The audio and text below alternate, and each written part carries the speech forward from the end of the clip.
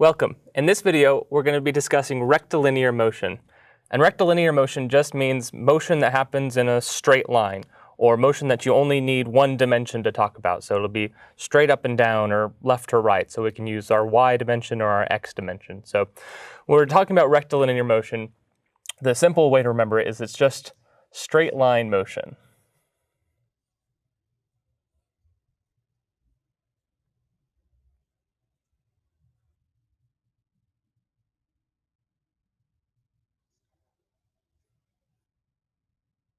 So in straight line motion, it's all going to be one-dimensional. That is to compare to what we're going to talk about later when we need, say, x and y components to discuss something, or when it's going about on a curve and we'll need to know the radius about which it's spinning about, or the angular velocity and angular acceleration. So in order to discuss our discussions of kinematics, we're going to look at the simplest case, which is this just one-dimensional straight line motion. So we're going to be using our x component or just a y component. Mostly I'm going to just be defining it based on the x. So when we're talking about rectilinear motion and straight line motion in specifically, we're going to moving from one thing to another. So if we move from the idea of the position of a variable or the position of a particle and then to the velocity,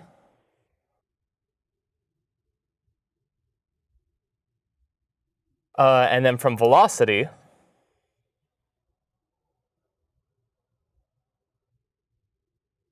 to acceleration,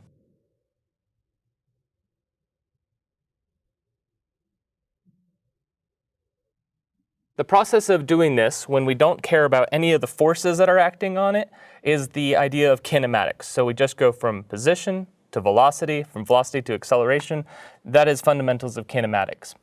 We can also, of course, go the other direction. We can go acceleration, velocity to position.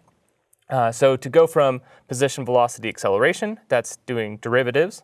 So we take the derivative of position, we get to velocity. We take the derivative of velocity, we get to acceleration. And if we want to go backwards, we just need to use calculus and use the integration. So we're going to integrate acceleration to get velocity, integrate velocity, we get position. And of course, these are going to be definite integrals, which means that if we go from position to velocity to acceleration, that's our derivatives. And if we go from acceleration to velocity to position, we're going to need to use integrals. So this is our differentiation. These are our integrals. And we're going to need some sort of starting or boundary conditions.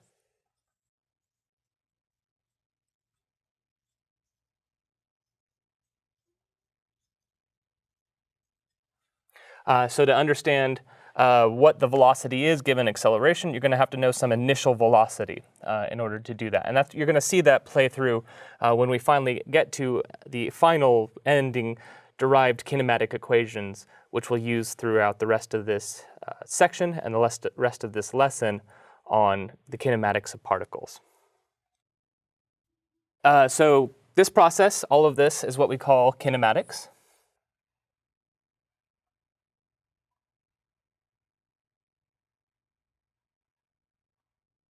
And we're going to develop a set of equations which describe the motion of particles when we go from position, velocity, acceleration in terms of this idea of kinematics.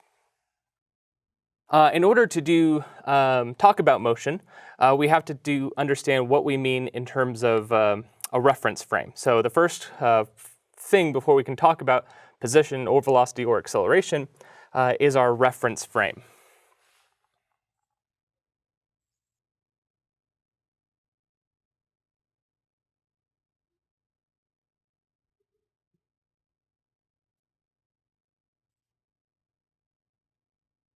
And we can have two types of reference frames. We can have an absolute reference frame, and we can have a relative reference frame. So there are two types, absolute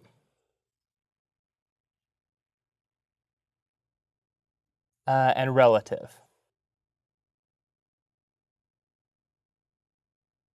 Now our absolute reference frame is just a way of saying that we're going to measure position, velocity, acceleration in terms of something that is either changing so slowly that we really don't care about any of its motion, or it's changing so hugely that everything else is changing with respect to it in the same way.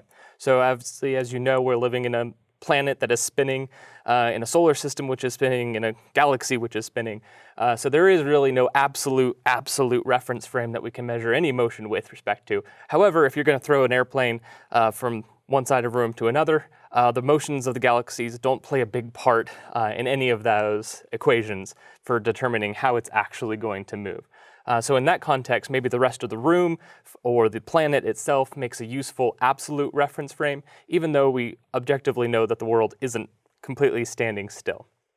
So we're going to talk about how we derive the equations, the kinematic equations of particles moving with respect to a reference frame. We're going to start off in this video talking about using an absolute reference frame, and in later videos we'll talk about relative motion with relative reference frames. So over here, you can see the kinematics, the mark of how a particle, P, goes from one place to another. So P being where it starts, P prime being some new position it's at a different time. And it's going to have to be measured with one dimension, that's our rectilinear portion of this, with respect to a starting point. So this starting point that we talked about here, this here is our reference frame.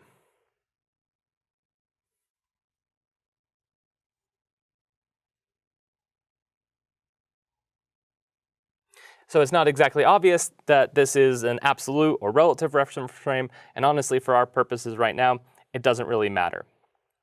So we have a few concepts that we need to define. So as this particle, P, moves from one place to another, there's some change in its one dimension that we're going to use x for convenience. And they're going to call that change, that delta x, its displacement.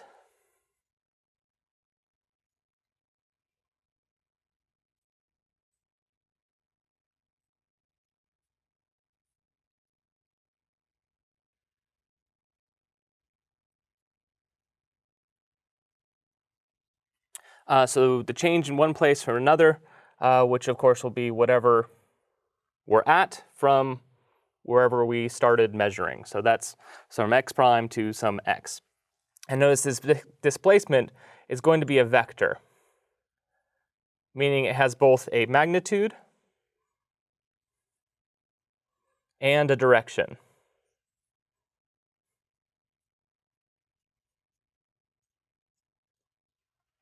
So in rectilinear motion, obviously our direction is the single variable that we described before, which will be a straight line. And as we get into more complex in later videos, we'll be discussing displacement in multiple dimensions, x and y, or x, y, and z, for example.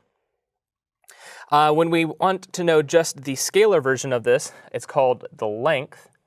So the length of displacement, that is a scalar quantity, and therefore it's always going to be positive. So a scalar quantity, so 2 meters, 3 meters, 32 feet, whatever we're measuring, that length it's going to be is always a positive scalar factor.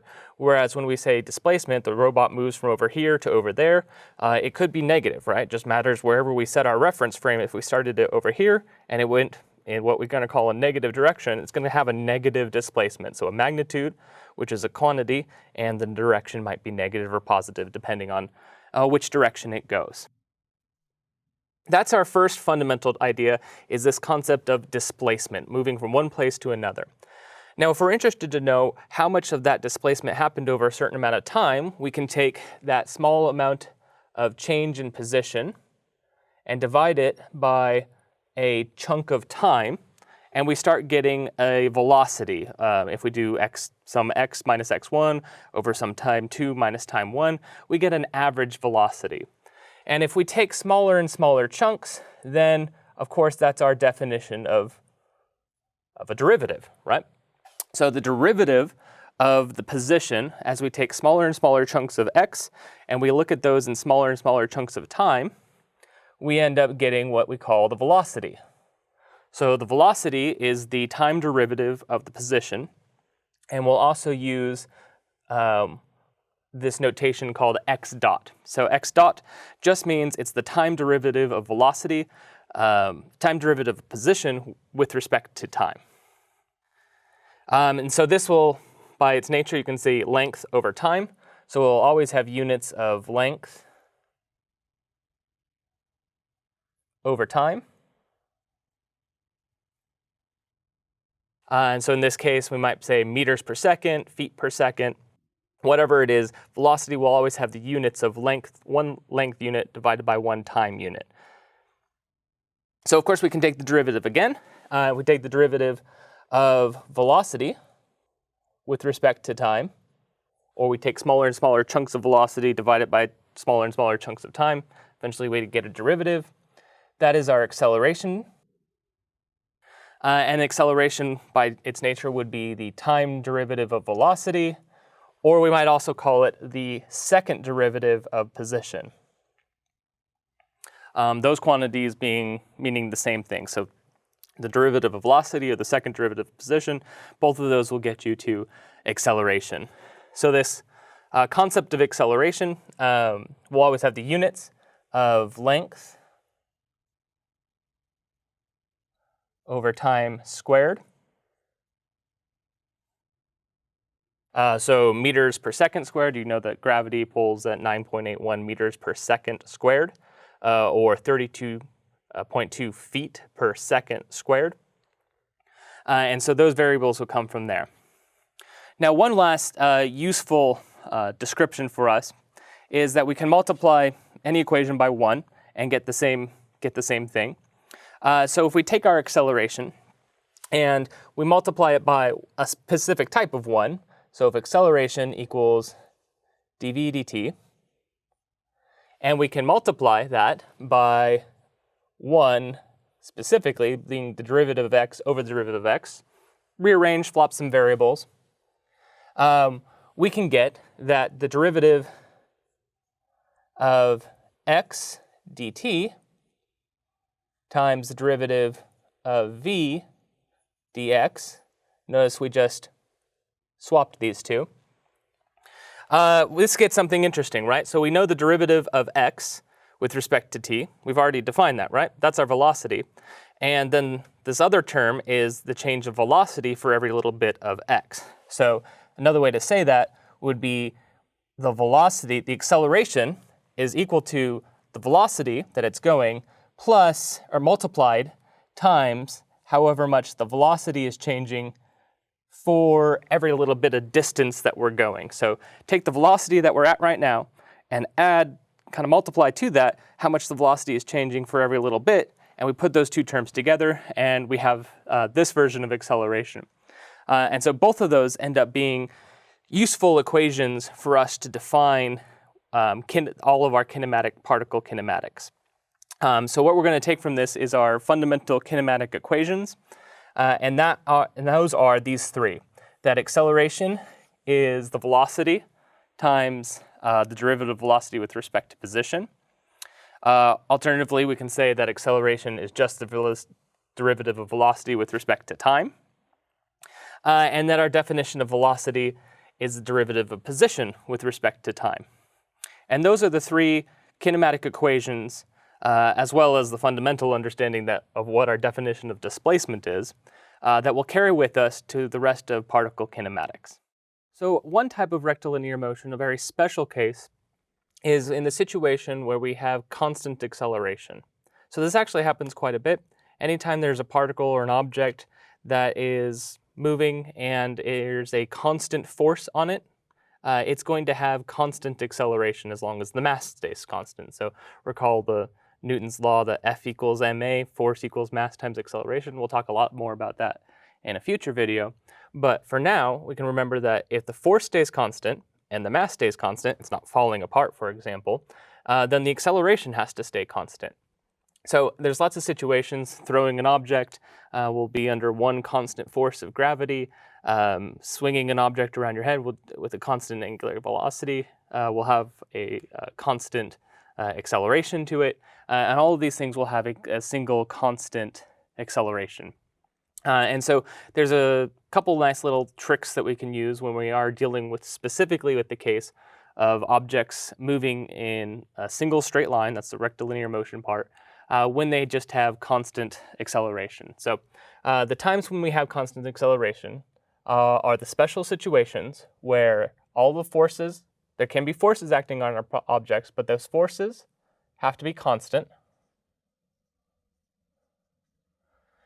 And the mass of the object has to be constant.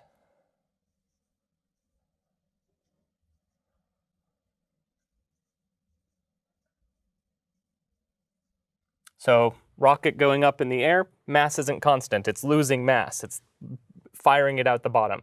So in that situation, the kinematics are going to be a little bit different because we have to deal with that change in mass. But if the forces are constant, the mass is constant, then by definition of F equals ma, the acceleration must be constant. So let's go ahead and think about that from our definitions of kinematics that we saw before. So we know that acceleration is the derivative of velocity with respect to time. So if we know that acceleration is constant, and we know we can move these things around, we're going to change that to say, well, what is that change in velocity? So the change in velocity has got to be equal to some constant acceleration with respect to time. So this is just a little bit of algebra moving these things around. And if you want to know the change from, say, one velocity to another velocity, then we can know that the change in velocity, so velocity 2 minus velocity 1, that's just going to be taken by taking the integral. So we integrate this one from time 1 to time 2, and we integrate this one, from velocity 1 to velocity 2, and we integrate this one from time 1 to time 2. Then we get the change in velocity, v1 minus v2, has to be the integral of this constant acceleration. So if we take the integral of a constant, we end up just getting that constant integral times the amount of time that it's taken. So that's going to lead us to one of our first constant acceleration kinematic equations, which is that if we want to know the velocity of any particle at any point in time, all you need to know is that initial velocity it was going, and then add to that the constant acceleration multiplied by the time it's been moving with that constant acceleration. So if it starts off at 1 meter per second and it's accelerating a constant 1 meter per second squared for 1 second, 1 times 1 plus 1 would be 2, right? So you can just add those pieces together. So that forms one of our first constant acceleration kinematic equations. We can do the same process. We know that velocity is the change in position with respect to time. So we can do the same integration process, integrate velocity, and we're going to come up with a position function using the same integration approach. We're going to come up with a position function which says that the one-dimensional position of the particle is whatever you started at. So you started at 0, you started at -20, it doesn't matter, wherever you started at, plus you've got to add the velocity that the thing is going times time, however long it's been going, and you've got to add, now we're going to be integrating this portion again, and so when you integrate the time with respect to time, you're going to get 1/2 t squared. So that's where this 1/2, the constant part of that, and then your time squared. So that's going to be our second main kinematic equation. So we start with 1, how our velocity changes given some initial velocity and the change in time. And then our position function, which will be the position times the velocity with respect to time, and then the acceleration with respect to time squared.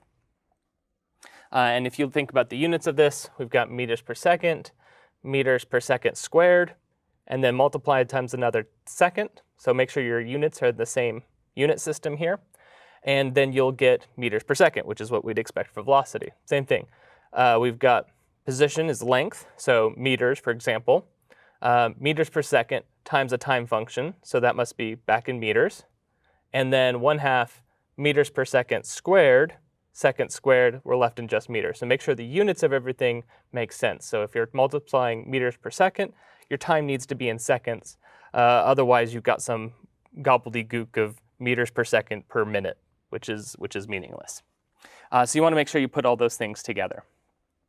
Now recall what we said before, that we can define acceleration as velocity times the change in position, or excuse me, the change in velocity with respect to the change in position.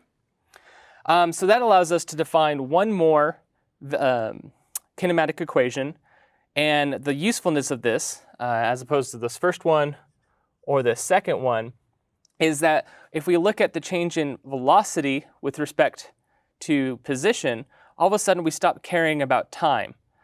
So that allows us to define the third kinematic equation, which is the velocity at any point in time that we're interested in is going to be equal to whatever our initial velocity is squared plus 2 times that constant acceleration times the difference in position. So however much our position has changed. So here, this dx here is that change in position that I discussed, and we've got our constant acceleration. So what's nice about this third equation is that we don't necessarily need to know how much time has gone on. So if we don't care about the time, this is probably the fastest way to come up with the changes of velocity after the change of position. Or if we want to know how long something is going to take to get from one place to another, then we're probably going to want to use one of these first two equations because there's a time element to it. So we want to basically use the tool that makes the most sense for what we're using. So they'll, of course, get you the same answer. So if you use this approach to find the velocity or you use this approach to find the velocity, you should get the same answer because they're integrals of the same thing. If you get a different answer, then something's wrong, right? You've done something wrong there. So let's look at a little specific example, which we'll look at particles flying and kinematics of particles quite a bit in terms of projectile motion. But let's just, we're going to take my pen and drop it here. It's going to have from some distance h that it's going to fall, and we can define some positive one dimension that it's going to fall in. If I don't care about any of its rotation, if I just care about it falling, then I'm perfectly within the realm of particle kinematics. So let's look at this first equation, right? The first one that we talked about. What is its velocity at any point in time, right? Its velocity is going to be equal to whatever velocity it starts off with plus some constant acceleration times time. Well, if it's on Earth, on most of the planet, then our gravity function is 9.81 meters per second squared. And that's what's going to be our constant acceleration. For convenience here and just keeping the math in the positive, I've defined down as positive. It just helps without having a bunch of plus and minuses. But obviously, if you're throwing it up from the ground, maybe it makes more sense to have gravity pulled down. That's just a choice of a convention system. So in this case, if I take the pen and I drop it, the initial velocity is 0. So this would look like 0 plus, since I'm saying down is positive, 9.81 meters per second squared times time, and that will be our function of velocity. So if you want to know the velocity at any point in time, it's going to be 9.81 times t. So whatever that function is, you'll get the same thing. And of course, let's be good about our units, meters per second. The same approach, we can look at the second equation and see what types of questions that answers for us. So the second equation, we might want to know how long is it going to take to fall, for example. So in that case, how long is it going to take to go a distance h from where I drop it all the way to the ground? Well, it's going to be some x naught plus whatever velocity it's traveling at the beginning times time plus 1/2 our constant acceleration times squared. Using our values, right, that's going to be equal to, since we're measuring from a reference frame of 0 when I drop it, that will be 0 plus, if I'm dropping it, the initial velocity is also 0, so 0 times time, so that's irrelevant. And then the last part is this 1/2 our 9.81 meters per second times squared. So the amount of time it takes, or the relationship between height and time, is effectively h equals half of 9.81, which is 4.905 times t squared. Right? So you can move that around if you want to know the time it takes to fall h, or how far it's going to fall in a certain amount of time. Just move those variables around, plug in, use the algebra to put one or the other. Now lastly, we might want to know what's the velocity it's traveling when it hits the ground. So we already know that, right, based on if we know how long it takes to hit the ground. But say we don't know how long it takes to hit the ground, we just know a total distance it's going to travel. Well, that's where our third equation is going to come in handy. So that third equation will look like the velocity as a function of the initial velocity and the constant acceleration. So that will be our velocity function squared is our initial velocity, as we've already talked about several times, is 0 squared plus 2 times our constant acceleration, 9.81 meters per second, and the change from initial position to final position, which is x naught to this whole distance being h. So do that all together, and you find out that the velocity must be equal to the square root of 2 times 9.81. So the square root of, I'll just be consistent, 2 times 9.81 times h. And that will get you the same thing. If you know h is this many after this many t's, these two equations for velocity better get you the same thing for the same amount of height. If you plug it in and you find that you get different values, more than likely you've got some error in how you calculated h. So it just depends on how a particular question is formatted, whether you want to start with given a known velocity, how it's going to fall. If you want to know how much time it's going to take, you're probably looking at these first two equations. If you just want to know starting velocity and ending velocity after a certain amount of distance traveled, then you probably want to use the third equation. So you use the equation, use the tool which is best situated for the situation. In this case, one of these three rectilinear kinematic equations that are only applicable, be careful, only applicable when acceleration is constant.